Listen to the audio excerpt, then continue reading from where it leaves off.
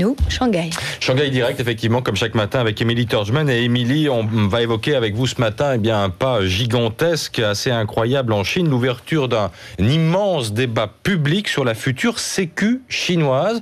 Pas énorme parce que 70% de la population de Chine n'a aucune protection sociale, Émilie.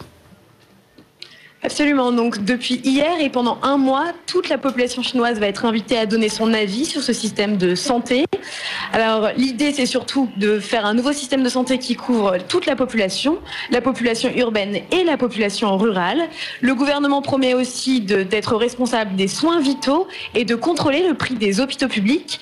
Alors ici, le moins qu'on puisse dire, c'est que le système de santé est inégalitaire.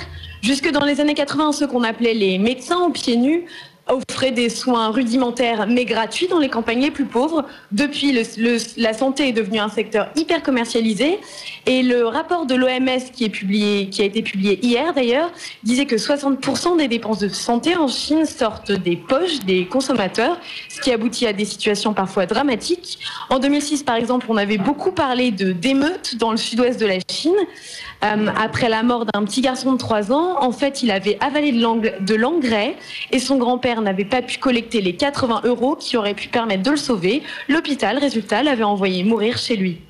Merci Émilie Turgeman, vous étiez en direct de Shanghai. Tout de suite, on retrouve Antoine Larigauderie pour faire le point sur les marchés financiers.